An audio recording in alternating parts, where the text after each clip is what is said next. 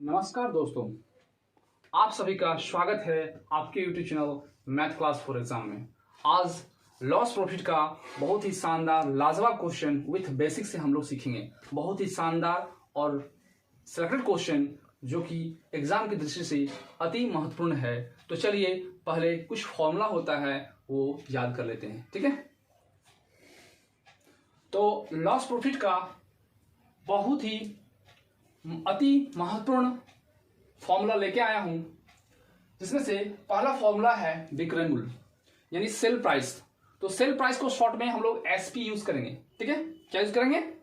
SP use करेंगे, ठीक है। हर फॉर्मूला में हम लोग शॉर्ट लेके लिखेंगे, क्योंकि उतना लिखना जरूरी नहीं है, सिर्फ हम लोगों को हल करना है और समय बचाना है। तो क्रय मूल्य का होता है कॉस्ट प्राइस, यानी हम जब मार्केट में कोई भी सामान खरीदते हैं तो वही मेरा क्रय मूल्य होता है, ठीक है। और जब वह सामान किसी को बेच देते हैं तो वह विक्रय मूल्य होता है, ठीक है। उसके बाद होता है लाभ। लाभ को प्रॉफिट कहते हैं और प्रॉफिट का शॉर्ट हम लोग यूज करेंगे पी, ठीक है। जितना भी क्वेश्चन बनाएंगे उसमें पी शॉर्ट यूज करेंगे। तो पी का मतलब प्रॉफिट हो जाएगा। प्रॉफिट मतलब लाभ, यानी हम 10 रुपये में खरीदें और 20 रुपये में बेच दिए तो हमें प्रॉफिट हुआ कितना का? ना 10 का, ठीक है। तो आगे सीखेंगे। तो दूसरा नेक्स्ट है हानि। हानि का होता है लॉस। लॉस का शॉर्ट फॉर्मूला शॉर्ट जो है सिंबल यूज करेंगे एल, ठीक है। नेक्स्ट होता है लाभ प्रतिशत। तो लाभ प्रतिशत को लाभ परसेंट यानी पी परसेंट यूज करेंगे, ठीक है। पी परसेंट यूज करेंगे और पी परसेंट यानी पी बाय हमेशा जो होगा नीचे वो कॉस्ट प्राइस ही होगा, ठीक है, इनटू 100। एंड हानि प्रतिशत का फॉर्मूला सिंबल एल क्या है ना, एल प्रतिशत। हानि प्रतिशत का शॉर्ट फॉर्म क्या होता है ना, एल प्रतिशत, ठीक है। तो इसका टू होता है एल, और हम बताए थे कि नीचे क्या होगा ना, कॉस्ट प्राइस होगा। हमेशा नीचे कॉस्ट प्राइस होगा मल्टीपल 100। तो इस तरह फॉर्मूला से यूज करके बहुत ही अच्छा क्वेश्चन हम लोग आसानी से और इजी से बना सकते हैं, ठीक है। तो फॉर्मूला नंबर 7, लाभ। लाभ का शॉर्ट सिंबल क्या होगा ना, पी, प्रॉफिट। तो प्रॉफिट लाभ का क्या हो गया ना, प्रॉफिट। तो प्रॉफिट को पी बोलेंगे, ठीक है। एंड लाभ कब होता है ना, जब हम लोग कम दाम में खरीदते हैं और अधिक दाम में बेच देते हैं, ठीक है। मान लीजिए कलम खरीदे 10 रुपया में और उसको बेच दिए 15 रुपया में, ठीक है। तो जब बेच दिए तो 5 रुपया का प्रॉफिट हुआ। कैसे ना, हम बेचें कितना में, 15 में। तो देखिए यहां मान लीजिए 15 लिखेंगे, यही हुआ सेल प्राइस, बेचना। और खरीदे कितना होते हैं ना, 10 में। तो 15 में 10 घटा देंगे, तो जब 15 में 10 घटाएंगे तब प्रॉफिट निकलेगा, ठीक है। यानी एसपी पहले होगा और सीपी बाद में होगा। कब? जब लाभ होगा तब, ठीक है। हानि कब होगा ना, हानि का होता है लॉस। लॉस का सिंबल हो गया एल। और हानि कब होता है ना, जब कोई चीज अधिक दाम में खरीदें और कम दाम में बेच दिए तब हानि होता है। तो अधिक दाम में खरीदें उसको पहले लिखेंगे और कम दाम में बेच देंगे उसको बाद में लिखेंगे, ठीक है। तो हानि कब होता है ना, cost price minus sale price करेंगे तब हानि होगा, यानी लॉस होगा, ठीक है। क्वेश्चन नंबर 1, रानी ने 700 रुपए का अंगूर खरीदा और 840 रुपए में बेच दिया, उसे कितना प्रतिशत का लाभ हुआ, ठीक है। यानी खरीदा कितना में ना, कॉस्ट प्राइस। तो खरीदा वो क्या कहते हैं, कॉस्ट प्राइस, यानी ठीक है। तो कॉस्ट प्राइस कितना हुआ ना, 700 रुपए में खरीदा तो 700 हो गया, और बेच दिया कितना में ना, 840। यानी सेल प्राइस इक्वल टू हो जाएगा 840। Sell price equal to 840। तो कम में खरीदा और अधिक बेच दिया तो क्या हो रहा है, प्रॉफिट हो रहा है। तो प्रॉफिट को हम लोग क्या बोलते हैं ना, प्रॉफिट का पी शॉर्ट यूज करेंगे। तो क्या हो जाएगा ना, प्रॉफिट का फॉर्मूला लिखे हैं ना, एसपी माइनस सीपी। तो एसपी का मान कितना है ना, 840, तो लिखेंगे 840 माइनस सीपी का मान कितना है ना, 700, तो लिखेंगे 700। अब 840 में 700 घटाएंगे कितना आएगा ना, 140, ठीक है। ये निकल गया प्रॉफिट। अब पूछा क्या जा रहा है ना, कितना प्रतिशत का लाभ हुआ, यानी हम लोगों को प्रॉफिट परसेंट निकालना है, लाभ प्रतिशत ये निकालना है। तो प्रॉफिट परसेंट का फॉर्मूला क्या होता है ना, प्रॉफिट बाय सीपी इंटू 100, ठीक है। तो जिस जो निकलेगा, लाभ का निकाल रहे हैं तो लाभ रहेगा नहीं ऊपर में, और हमेशा बोले थे कि कॉस्ट प्राइस नीचे ही रहता है तो कॉस्ट प्राइस नीचे लिखेंगे, ठीक है। और प्रॉफिट कितना हुआ ना, 140 का प्रॉफिट हुआ। किससे प्रॉफिट हुआ ना, कॉस्ट प्राइस कितना है ना, 700, तो यहां लिखेंगे 700। गुना 100, ये 2 जीरो, ये 2 जीरो कट गया, 7 दूना 14, 1 जीरो था, यानी 20% का जो है लाभ हुआ। तो ऑप्शन नंबर बी होगा आंसर। ठीक है, तो दोस्तों क्वेश्चन नंबर 2, मिस्टर राजेश रुपया 27.50 पैसा एक खिलौना खरीदता है, ठीक है, यानी क्रय मूल्य, और इसे 28 रुपया 60 पैसा के लिए बेच देता है, ठीक है, यानी सेल प्राइस। तो कम में खरीदा और अधिक में बेच दिया, तो क्या हो रहा है ना, लाभ। तो यहां बोला भी जा रहा है कि प्रतिशत लाभ ज्ञात कीजिए, यानी लाभ निकालना है सबसे पहले, उसके बाद लाभ परसेंट। तो क्या दिया हुआ है ना, क्रय मूल्य, खरीदा यानी क्रय मूल्य यानी कॉस्ट प्राइस कितना दिया हुआ है ना, 27.50, ठीक है, और सेल प्राइस, तो सेल प्राइस कितना दिया हुआ है, 28 रुपया 60 पैसा, ठीक है, ये दिया हुआ है। तो क्या हो रहा है ना, लाभ हो रहा है, तो लाभ को हम लोग क्या बोलते हैं ना, प्रॉफिट। तो प्रॉफिट का फॉर्मूला क्या होता है ना, एसपी माइनस सीपी, ठीक है। तो एसपी का मतलब क्या हो गया ना, सेल प्राइस यानी विक्रय मूल्य, और कॉस्ट प्राइस यानी क्रय मूल्य, ठीक है। तो कितना ना 28.60 यानी 60 माइनस 27.50, ये दिया हुआ है प्रॉफिट। तो घटाना है, कितना हो जाएगा ना, 0.1 यानी 1 रुपया 10 पैसा का लाभ हुआ, प्रॉफिट हुआ।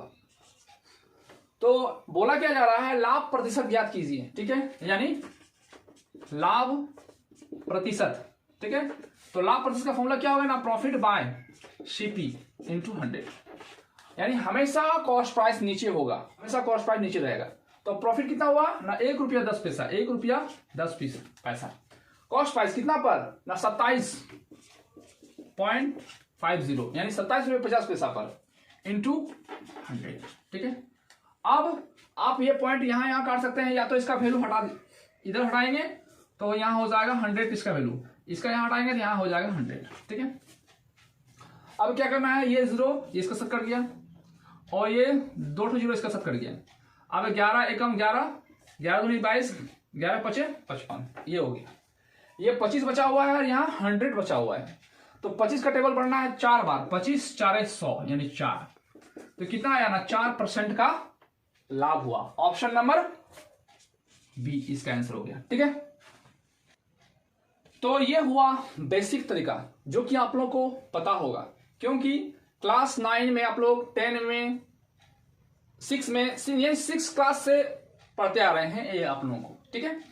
तो इससे अगर इस तरह क्वेश्चन अगर आता है तो यही तरीका बनाने का, और इससे इजी कैसे बनाएंगे तो चलिए क्वेश्चन देखते हैं 3 में, ठीक है। तो दोस्तों क्वेश्चन नंबर 3 बहुत ही इजी और शानदार और आसान तरीका से बताएंगे आप लोगों को। आज हम लोग को पढ़ना है इजी और आसान तरीका, ठीक है। तो क्या है ना, 450 रुपए की वस्तु को कितना में बेचा जाए कि 10% का लाभ हो, ठीक है। तो सबसे पहले हम लोग क्या लिखेंगे ना, कॉस्ट प्राइस और ये सेल प्राइस। यानी जब प्रॉफिट और लॉस का बात होता है तो उसमें जरूर से जरूर कहीं कॉस्ट प्राइस और सेल प्राइस का रिलेशन होता ही होता है, क्योंकि खरीदा और बेचा तभी उसे लाभ हुआ या तो हानि हुआ, ठीक है। तो क्या है ना, मान लीजिए हम मान लेते हैं कॉस्ट प्राइस 100, हमेशा कॉस्ट प्राइस को हम लोग 100 मानेंगे हमेशा हर क्वेश्चन में।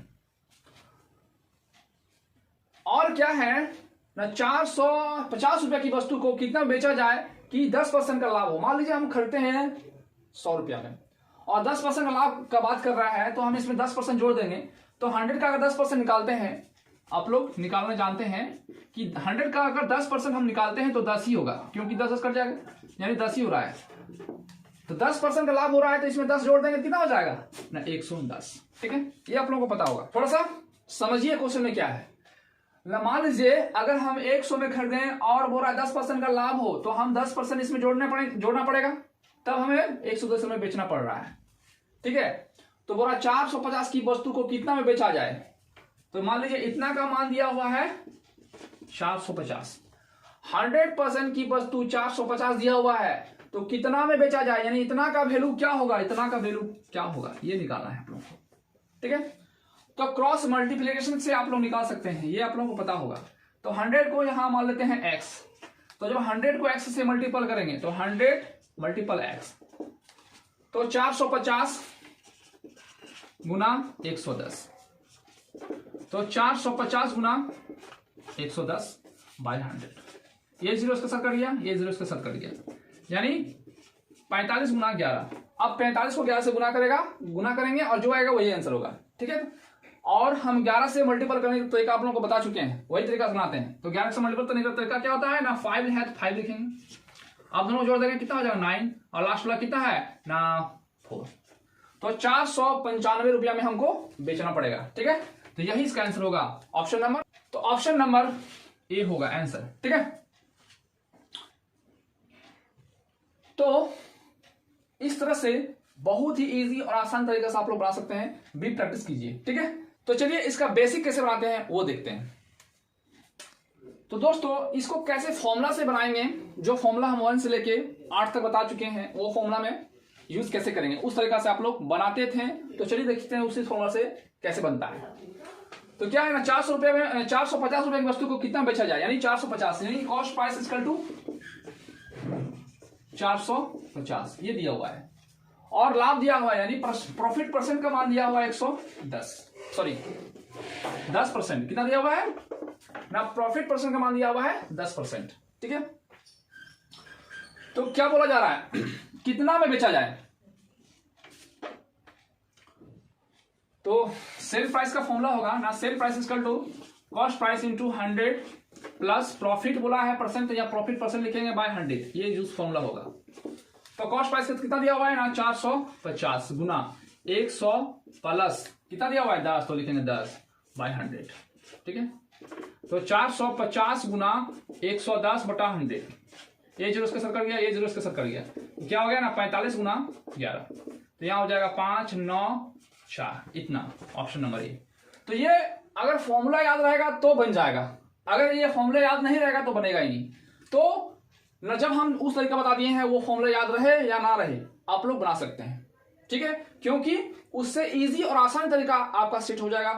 भी प्रैक्टिस कीजिए और इस तरह से रिलेटिव क्वेश्चन से उठाइए, बुक से उठाइए और बनाइए, तो बहुत ही आसान तरीका से आप लोग बना सकते हैं, ठीक है। तो ये तरीका बहुत लंबा होगा, ठीक है, तो आप उसी तरीका से बनाइएगा, ठीक है। ये हो गया ना, sell price equal to cost price into 100 plus profit percent. अगर यहां लॉस रहता तो लॉस माइनस लॉस करते हैं, ठीक है। अगर कॉस्ट प्राइस निकालने बोले तो आप लोगों को फॉर्मूला पता होगा, वो फॉर्मूला से निकाल सकते हैं, ठीक है। तो इस कंडीशन में क्या हो जाता है, 4 दोस्तों 500 रुपए की वस्तु को 5% की हानि पर बेच दिया जाए, यानी बेचा जाता है, तो वस्तु का विक्रय मूल्य क्या होगा, ठीक है। तो क्या ना कॉस्ट प्राइस और सेल प्राइस लिख लेना है सबसे पहले ना। 500 की वस्तु को 5% की हानि पर बेचा जाता है, यानी हम पहले मान लेते हैं 100, कॉस्ट प्राइस 100 मान लेते हैं और इसमें 5% हानि हो गया, तो 5% हानि हो गया मतलब 100 में 5 में हानि हो गया तो कितना हो गया ना 95 बेचा होगा, तब ना 5 का हानि हुआ मतलब कम, इतना हुआ है। अब हो रहा है कि 500 रुपए की वस्तु को, यानी इतना का वैल्यू दे दिया है 500, तो हो रहा है 95 इक्वल टू 8, ठीक है। तो क्रॉस करके आप लोग निकाल सकते हैं x का मान, तो x को 100 से मल्टीपल करेंगे तो 100 मल्टीपल x इक्वल टू 500 गुना 95, ठीक है। तो x इक्वल टू क्या हो जाएगा ना 500 गुना 95 बटा 100, यानी जो मल्टीपल x का होता है वो नीचे चला जाता है। अब ये 2 जीरो इसका सब कर गया, तो क्या होगा ना 5 गुना 95, तो 50 25 का 5 है ना, और 9 5 45 46 47, कितना हो गया ना 475 रुपया, ऑप्शन नंबर बी, ठीक है। तो 475 रुपया में बेचा होगा, ठीक है। और इतना अगर नहीं करना तो इससे भी इजी है, देखिए यहाँ 5 इक्वल टू 500 दिया हुआ है, तो कितना गुना हुआ है 5 से, तब इसको भी 5 से डायरेक्ट यहाँ गुना करके डायरेक्ट आप फॉर्मूला लिख सकते, यहाँ आंसर लिख सकते हैं। तो 50 25 का 5 और 9 5 45 46 47, डायरेक्ट आंसर। जो तरीका आपको पता होगा मतलब अच्छा लगा है वही तरीका आप बना सकते हैं, ठीक है। तो आज का लास्ट क्वेश्चन दोस्तों, किसी वस्तु को 300 रुपये में बेचने पर 25% की हानि होती है, तो वस्तु का क्रय मूल्य ज्ञात कीजिए। तो क्रय मूल्य को मान लेते हैं 100 और सेल प्राइस, कॉस्ट प्राइस और सेल प्राइस, इसका मान लेते हैं 100, ठीक है। बोल रहा 25% की हानि होती है। 100 रुपये में खरीदे 25% की हानि होती है, मतलब 25 का हानि होगा, तो जाहिर सी बात है 75 में बेचा होगा। ठीक है, तो 100 में 25% घटा दिया, 75 हो गया। ठीक है, अब किसी वस्तु को 300 में बेचने पर यानी इतना का मान दिया है 300, तो इतना इक्वल टू वाट। तो यहां से इसको मल्टीपल कीजिएगा, यहाँ x है ना, तो जिधर x होता है उधर पहले लिख लीजिएगा। तो x को 75 से गुना करेंगे, तो यहां हो जाएगा x गुना 75 बराबर, इससे इसको मल्टीपल करना है यानी 100 गुना 3। तो x इक्वल क्या हो जाएगा ना, 100 गुना 300 बट्टा यहाँ पर गुना x के साथ क्या मल्टीपल है 75, तो ये 75 यहाँ लिखना है। अब 25 से काट सकते हैं, 25 4 100 और 25 दिया 75, ये 1 0 3 और 2 0 1 हो गया, यानी 4 गुना 100। तो 4 को 100 से गुना करेंगे कितना हो जाएगा ना 400, तो 400 रुपया में इसका क्रय मूल्य हो गया।